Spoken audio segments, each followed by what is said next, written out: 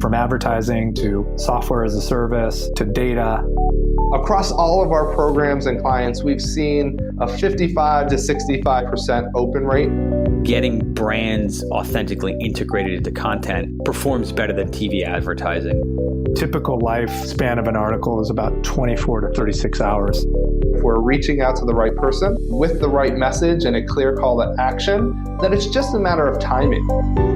Welcome to the MarTech Podcast, a member of the I Hear Everything Podcast Network. In this podcast, you'll hear the stories of world-class marketers that use technology to drive business results and achieve career success.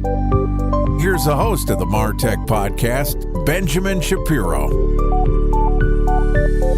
Welcome to the MarTech Podcast. I'm Benjamin Shapiro, the executive producer of the MarTech Podcast, and today we've got a special episode for you, which is going to be guest hosted by Juan Mendoza, the author of the MarTech Weekly Newsletter. Juan is a recovering MarTech consultant turned creator who writes an amazing weekly newsletter about the MarTech industry.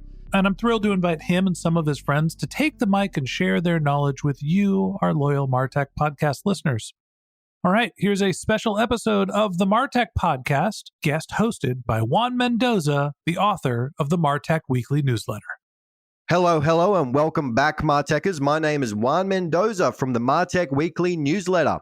Today, we're going to discuss the evolution of social media, advertising, and marketing data. Joining me today is Manu Matthew. He is the CEO of Kohora. The mission of Kohora is to empower brands to redefine and nurture their relationships with customers, fostering a collaborative dialogue through brand-owned social communities. Yesterday, Manu and I talked about why social media and advertising need to evolve. And today, we continue our conversation by discussing first and zero-party data in marketing and customer experience. So here is part 2 of our conversation with Manu Matthew, the CEO of Kohora. Manu, how are you doing today? Juan, I'm doing great. Thanks for asking. How about yourself? I'm doing well, thanks, and welcome back. I love this conversation around customer experience, using data in smart ways, and really thinking about how to deliver on customer needs, not just on, say, email, but also across a variety of channels as well. So let's dive into the second part of our conversation, which is all about using first and zero-party data in marketing and customer experience.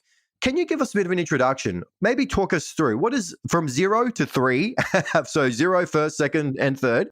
Can you just define those different types of data, just so we can set the table a little bit about this conversation and talking about the benefits of different types of data?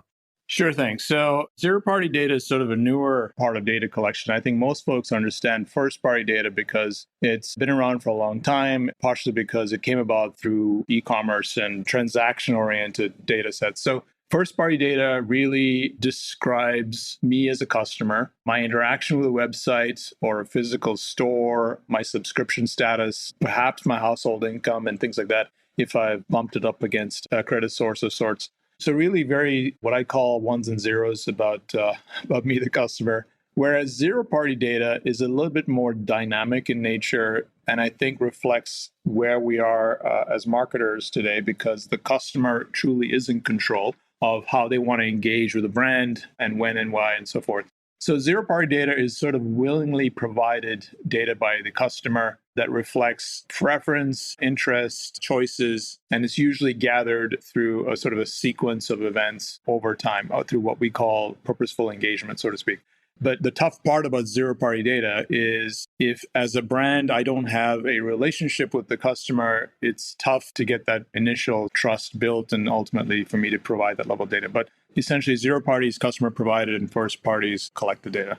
It's almost like the one that's left out. There's like a trio, right? Zero, first, and third-party data. And then kind of second-party data just gets left out. It's like the kid that's picked on at school. No one really cares about second-party data. And I don't hear a lot about it in the sort of common throes of marketing. But can we dive into the more popular ones, which is the zero-party data and first-party data? Now, the way I understand zero-party data is it's explicitly given by a consumer. So things like surveys or onboarding, where a user's actually sharing their preference and it's not inferred. It's not us speculating they visited a website or opened an email or they made a transaction. They're actually telling us specific things that they want to share with us. Is that the best way to think about zero-party data, or is other things that I'm missing there? No, I think you got it. You hit it right on the head there. The clever way to collect zero-party data is typically through well-constructed short surveys. Polls could be another way to do that.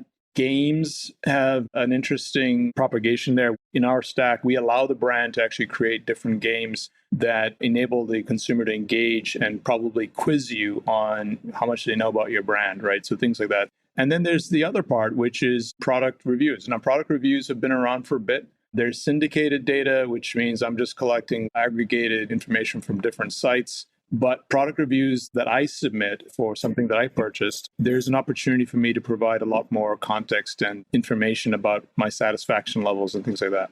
So it's feedback, it's preference setting, it's explicitly sharing information just to enable products. One example, actually, just because it's top of mind, is that the Apple Vision Pro has just come out. And what's really interesting about that is that the first thing you need to do with the thing is you need to just stand with it for like 10 minutes and make it scan your face, your hands, literally almost every part of your body. Yeah. And, it's silly. You watch all the onboarding videos and they're holding this thing up and it tells you to smile, to close your eyes, and then it will take you through this onboarding. But for the product to actually work, because you use eye tracking and facial tracking and all of that, it actually needs to collect so much zero-party data around your appearance. So you would classify that as a form of zero-party data? I'm assuming it would be. I'm not sure it's 100% what I'd classify as zero-party data, because it seems like it's collecting biometric aspects to help the experience better. So maybe we're getting into some other classification there. But I think zero-party data is like, if I was going out to, say, purchase gym equipment, right? The questions I might get from the sales guy might be, how many times do you work out? What does your diet look like? Do you like rigorous exercise or you light workout guys? So you're kind of collecting information about me and my lifestyle and my behavior in order to make a good recommendation for this gym equipment that I'm about to buy.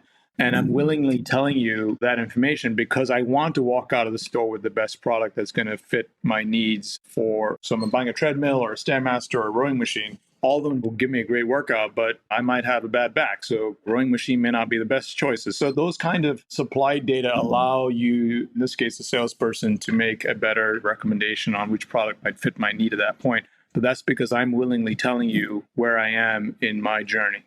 And increasingly, I think marketers really need to tap into that data more. But the bigger the company is, the harder it is to find and the harder it is to actually integrate with your existing marketing technology stack. But what are some of the challenges there around if marketers really want to pursue the zero-party data aspect and really use that in their marketing, their campaigns, and everything across what they do? What are the challenges of actually just getting access to it? What do you think? I think there is three pieces to that. And in our technology stack, as we kind of talked about the last round, we've tried to solve for this. The first part is, how do you collect it?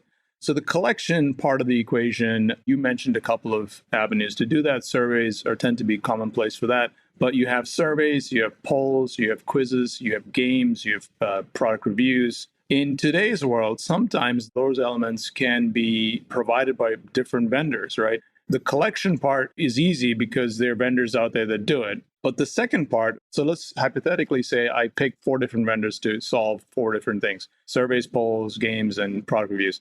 The second part of the equation is I now need to then stitch all those data sets together and assign it to Juan. I need to definitively say, this is Juan, this is his information. And then the next thing is I need to then process it and drive some intelligence out of it and says, okay, here's where he is in his buying cycle. He just purchased from us, so don't give him an offer that does X, Y, Z, give him this offer, right? So then you have to be able to action it, but action it in a time frame that's not 3 months out, but maybe a couple of days out. Imagine doing that for 1,000 customers. Imagine doing that for 10,000 customers. That means a ton of computing power and intelligence to kind of crunch through that pretty fast and with some level of high predictability on the other side.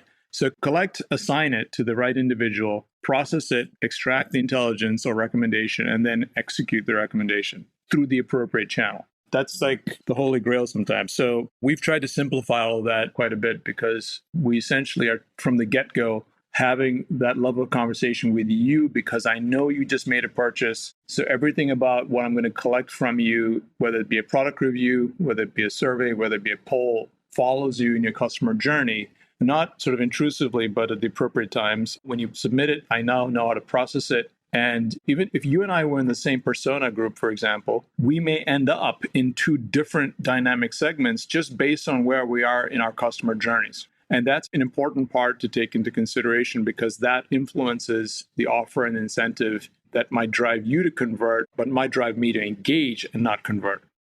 So this whole thought process around just getting access to the data, you really need to have a strong business case for what you're going to use it for, right?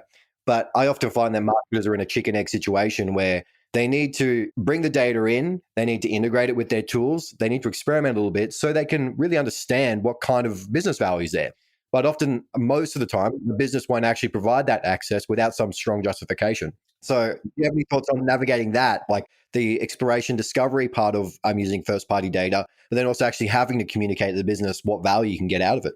Exactly. Just recently, we had a very interesting conversation with a company that sells lingerie. And the person that reached out was from the Consumer Insights Group. And I sort of asked her, I said, well, you have access to your transactional data, right? And she said, no, I don't. Okay, so what data do you have access to? I have access to product reviews. Well, okay, well, that's great, but the data is aggregated. So the issue was she did not know who was actually buying the product. Was it a male? Was it a female? Their age group? What were they posting after they purchased the product? Ultimately, it becomes a handicap for a business to grow, especially if you're relying on your consumer base to help you evolve your product, because they can actually play a fairly significant role in telling you where to make your next investment. So essentially, this goes back to being able to democratize the data within an organization seamlessly, easily, so it's made available to all the different constituencies. And I think CDPs came about to try and solve that problem. And I think organizations have seen some level of success there. But really what we're saying is, hey, look, you have CDPs now need to evolve as well because you need to act with a certain amount of speed. You need to act with smarter offers. And you have the opportunity now to actually have a conversation at an individual basis versus at a segment basis if you can collect this data down to an individual level. I think that there is something to actually understanding what you're going to do with it first. Marketers are often guilty of just having so much data and systems they never use. And it just ends up becoming, one senior marketer explained it to me, like a game of Jenga. You keep stacking things and pulling them out, and then it comes this big discombobulated thing. It's just like you don't really even know what you're dealing with often, particularly with a lot of companies. They have marketers that shift roles. So you're a new marketer, you're jumping in, and you're like, what is this massive behemoth of data that a lot of it's not being used? It's not even labeled properly. It's a bit of a mess, but there is so much value. And I'd love perhaps if you could tell us a story about how customers are really using zero-party data and what is a use case that just makes a lot of sense for this type of format of data. First of all, I love that Jenga reference. That's very clever. I like it. So zero-party data, let's just say I purchased a product and after 30 days, I got a survey asking me to participate in the next investment that the company is making about products. And I went through that and the majority of the customers preferred the color red over the color yellow. What that tells the brand then is, hey, look, we're just finding that if we were to launch a product with the color yellow, it may not get a ton of traction compared to the color red. Now, that's at a segment level, but because I have multiple products, I can then reach out to me as an individual and say, hey, we noticed you love the color red. Here are some other products that we offered that are in the same color. What do you think? And so when I go through that, I'm sort of gamifying the approach and the engagement process as a brand, because for every engagement that I'm incentivizing the customer to participate in, there's potentially a reward on the other side, not necessarily monetarily, but sort of points or games. So we can say, if you respond to these 5 questions, you'll be on the leaderboard. You'll be the person who answered the top 5 questions. Let's keep it up, those kind of things. So, but the point is that every interaction along that way allows me to then personalize the offer or incentive that the brand can then make along with that. So selfish example would be, instead of offering you a meager offer to convert, I might actually give you a fairly large incentive to convert or offer to convert, partially because my feedback was so valuable to the brand. So I'm giving you that incentive to do that. So I'm recognizing what you did for the brand. So there's sort of different ways to do that. But in today's world, that's really tough to do because you and I might be buried deep in a segment and not get that level of recognition because the data never surfaced to the top. Well, getting to the end of our 2-part conversation, I would love to talk just briefly on data privacy. We've spent a lot of time thinking about growth opportunities with data and how to use it, how to unlock it in business. But from your perspective, what is perhaps one major thing that marketers should be thinking about when it comes to protecting the privacy of their consumers? I think I've lost count of a number of years, how many times we get a notice saying my data has been breached and somebody on the black web, he's using my information somewhere. Most of the time it's a bank. But I just saw a stat recently that 86% of consumers care about data privacy and want a lot more control over how businesses utilize their data. And this doesn't come about a lot, but a good portion of those customers ultimately end up switching if you don't have good data policies and practices. So I think the danger in a company, a brand being sort of callous and nonchalant about the whole thing, the risk they take is all those hard-earned dollars that you use to acquire me as a customer go out the window because you didn't pay attention to protecting my data. So that's like one of those fundamental trust issues. If you break it, it's done. And the fundamental core piece of a relationship. I agree 100% with that. There is so much to be said about the relationship with the consumer and protecting that relationship as much as possible, which fundamentally relates back to your brand. And so data privacy is about the relationship you want to have. And as the value of that relationship grows, you collect more data, but that gives you even more incentive to protect that and make sure that consumers are fully aware of the data that's being used about them. So yeah, it's a fantastic point. And yeah, I really appreciate you raising that because it's not often talked about the context of privacy with the customer relationships. So very, very awesome. And that concludes our second episode with Manu Matthew. He's the CEO of Kahora. Thank you so much for joining us. If you'd like to get in touch with Manu, you can find his LinkedIn profile in our show notes. You can also contact him on Twitter, where his handle is @ManuMatthewVIQ, or visit his company's website at kahora.com. Manu, thank you so much for coming on the show and sharing your insights. Juan, I appreciate the opportunity. It was lovely talking to you. Great questions, great conversation. I appreciate it. Okay, that wraps up this episode of the Martech Podcast. Thanks to our guest host, Juan Mendoza, the author of the Martech Weekly Newsletter. If you'd like to get in touch with Juan, you can find a link to his LinkedIn profile in our show notes, or you can contact him on Twitter. His handle is Juan Mendoza, but it's spelled crazy pants. It's JU4NMEND0Z4. Or it's a little easier to just visit his company's website, which is themartechweekly.com. Just one more link in our show notes I'd like to tell you about. If you didn't have a chance to take notes while you were listening to this podcast, head over to martechpod.com, where we have summaries of all of our episodes and contact information for our guests. You can also subscribe to our weekly newsletters, and you can even send us your topic suggestions or your marketing questions, which we'll answer live on our show. Of course, you can always reach out on social media. Our handle is MartechPod, MartechPod, on LinkedIn, Twitter, Instagram, and Facebook. Or you can contact me directly. My handle is Ben J. Shap, BenJShap. And if you haven't subscribed yet and you want a daily stream of marketing and technology knowledge in your podcast feed, we're going to publish an episode every day this year. So hit the subscribe button in your podcast app, and we'll be back in your feed tomorrow morning. All right, that's it for today. But until next time, my advice is to just focus on keeping your customers happy.